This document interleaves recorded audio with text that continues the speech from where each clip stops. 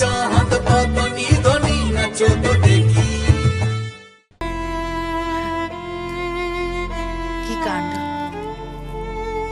কাকে ডাকছি আমি? সোহাগকে? সোহাগ কোথায়? সেটা আমাদের সবাইকে ছেড়ে ও বাড়ি গিয়ে বসে আছে।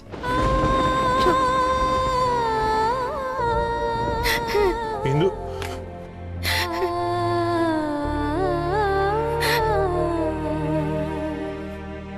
বিন্দু, কেঁদো না, আর কেঁদো না, আর কেঁদে কি হবে বলো? কেঁদো না, কেঁদো। কি হয়ে গেল গো? কি হয়ে গেল এসব? কি হয়ে গেল বলে? কি হয়ে গেল? সত্যি কি সব হয়ে গেল বিন্দু, বলো তো? এমনটা যে হবে আমরা দুজনে স্বপ্নেও ভেবেছিলাম? ভেবেছিলাম না, ভাবিনি তো। আমাদের কত যত্নে তৈরি করা সংসার, দুজনে মিলে তিল তিল করে যে সংসারটা গড়ে তুলেছিলাম, সেই সংসারটাও ভেঙে গেল। কেন ভেঙে গেল? কার নজর পড়েছে বলুন? কার নজর পড়েছে? আমি আমি আমি তো কখনো কারো কোনো ক্ষতি করিনি। তাহলে কে করলো? কে নজর দিল? জানি না ইন্দু, জানি না, সে উত্তর আমার কাছে নেই।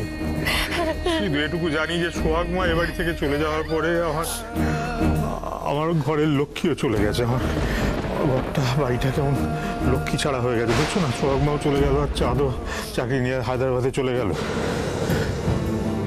সোহাগ তো যাবেই, যাবে না বলো? একটা মেয়ের ওপর যদি সব সময় দোষারোপ চলতেই থাকে, সেই মেয়ের বাড়ির লোক কখনো মেনে নেয়? আর যদি আমাদের মেয়ের সাথে এরকম হতো বলো তো, আমরা সহ্য করতে পারতাম? পারতাম না, একেবারেই পারতাম না, একেবারেই পারতাম না। ওই তো সোহাগ চলে গেল, চাঁদ চলে গেল, ব্যাস গঙ্গা জল আমাকে ভুল বুঝলো। ইন্দু, ইন্দু, গঙ্গা জল ভুল বোঝেনি, জানো তো, ঠিক বুঝেছে। গঙ্গা জল যা যা বলেছে একদম ঠিক বলেছে। আমাদেরই দোষ, আমরা আমাদের ঘরের লক্ষ্মীকে আটকে রাখতে পারিনি, সেটা সম্পূর্ণভাবে আমাদের দোষ। আমরাই দায়ী।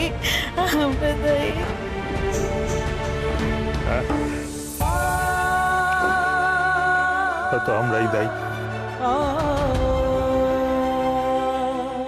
আমরাই তো পারিনি। সোহাগ মা তো চেয়েছিল যে এই সংসারটাকে এক করে রাখতে, আমরা তাকে সে সুযোগ দিলাম কই? দিতে পারি। হ্যাঁ গো, তুমি আমাকে একটা কথা বলো তো। হ্যাঁ, তাহলে কি সোহাগ চাঁদের এই যে সম্পর্কটা, মানে স্বামী স্ত্রীর সম্পর্কটা, সেটা ভেঙে যাবে? হ্যাঁ, ওরা দুজনের থেকে আলাদা হয়ে যাবে? এটা সত্যি হবে? হ্যাঁ গো, সত্যি হবে এটা? জানি না গো, জানি না। দুজনে যেরকম জেদ ধরে বসে আছে, আমার তো ভয় করছে এটা সত্যি হয়ে যেতেও পারে, সত্যি হতেও পারে। না, হবে না, সত্যি হবে না, সত্যি হতে দেওয়া যাবে না, কিছুতেই না। কিন্তু সত্যি হবে না বললেই তো হয় না। আমরা চাইলেই তো আর হবে না। আমিও তো চাই যেন ওদের ছাড়াছাড়িটা না হয়, কিন্তু চাইলেই কি সব পাওয়া যায়? আমরা কি পারবো? হ্যাঁ, পারবো। আমরা পারবো। আমাদের পারতেই হবে। যেভাবে হোক এই জিনিসটা আমাদের আটকাতেই হবে। ওই যে তোমরা বলো না আজকাল কথায় কি ডিভোর্স হবে না, ওসব। আমার সংসারে ডিভোর্স হবে না, চলবে না, আমি মেনে নেব না। বাবা সিদ্ধেশ্বর যদি মুখ তুলে চান না, জানো, ঠিক হয়ে যাবে সব। বাবা যদি আমাকে একটু সাহায্য করেন, সব ঠিক হয়ে যাবে। আমি জানি ঠিক হয়ে যাবে। সবার আগে আমাকে আমার গঙ্গা জলের ভুল ভাঙাতে হবে। আমি যাব, আমি গঙ্গা জলের কাছে যাব, গঙ্গা জলের সাথে কথা বলবো, তারপর ও সব ঠিক হয়ে যাবে। ঠিক আছে।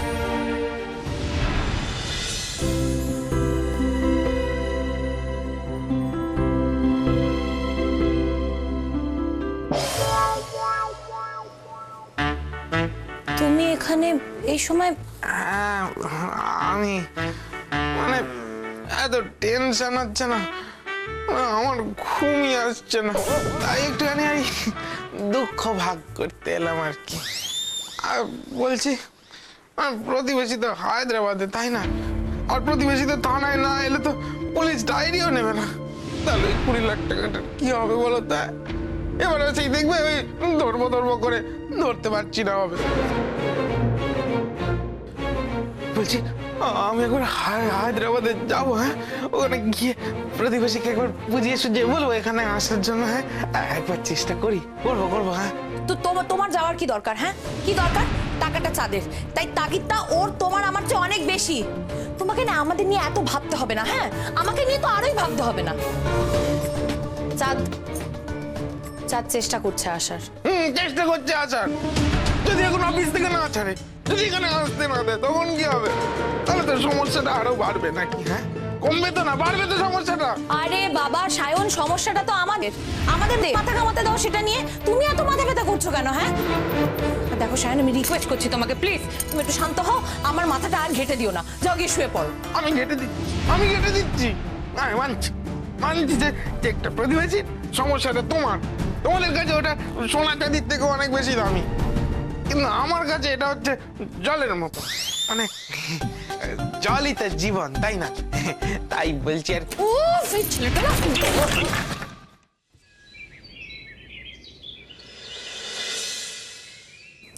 ইস, চিড়ের পোলাও করেছেন মা? চাঁদটা চিড়ের পোলাও খেতে কি ভালো বাস্তব। আপনি শুধু শুধু কেন করতে গেলেন মা চিড়ের পোলাও?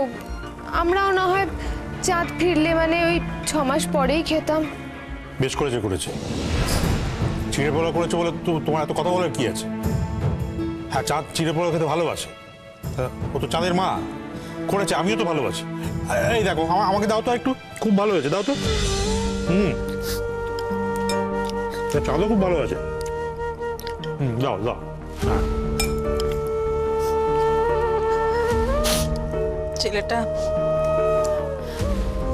ছেলেটা তো একদম মিষ্টি খেতে ভালোবাসে না। ঝাল ঝাল করে চিড়ের পোলাও বানালে ছেলের খুব পছন্দ। এমনিতে তো ওর কোনো বাছবিচার নেই, কিন্তু চিড়ের পোলাও ওটা পেলেই বলবে মা আরেকটু দেবে। তোমার হাতে চিড়ের পোলাও তো স্বর্গ।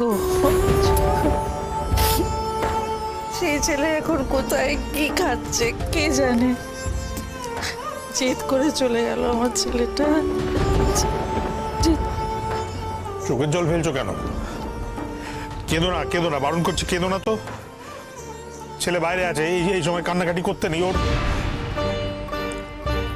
কি জেদ করে চলে গেল? ওর জেদ তো আমার মতো জেদ, হুট করে মাথা গরম হয়ে যায়, জেদ করে। আমি যেমন জেদ বেশিক্ষণ ধরে রাখতে পারি না, ও পারবে না। আমি তোমাকে বলছি, ও জেদ ধরে রাখতে পারবে না, ফিরে আসবে, তুমি দেখে নিও, মিলিয়ে নিও আমার কথাটা। ফিরবে না বাবা, আমি বলছি দেখবেন চাঁদ ওই 6 মাস কি 9 মাস পরেই ফিরবে। বড় বাবা, সত্যি কথা শুনতে একটু তেতোই লাগে বাবা। আর আপনিও জানেন বাবা, আমি যা বলছি সব সত্যি বলছি। যেই মেয়েটাকে লগ্নভ্রষ্ট হওয়ার থেকে ছেলেটা রক্ষা করলো, যাকে বিশ্বাস করলো, বন্ধু হিসেবে পাশে থাকলো, সেই কিনা ওর পিঠে ছুরি মারলো। কি আবোল তাবোল কথা বলছো? তখন থেকে কি বাজে বকছো তুমি? সোহাগ মা চাঁদের পিঠে ছুরি মেরেছে? শুধু চাঁদের পিঠে কেন বাবা, আপনার পিঠেও তো ছুরি মেরেছে। মারেনি? ও আমাদের সবার পিঠে ছুরি মেরেছে।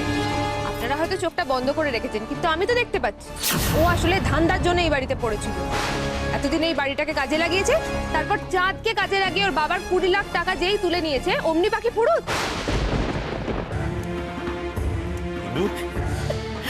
ইন্দু, কেঁদো না ইন্দু। বড় বাবা,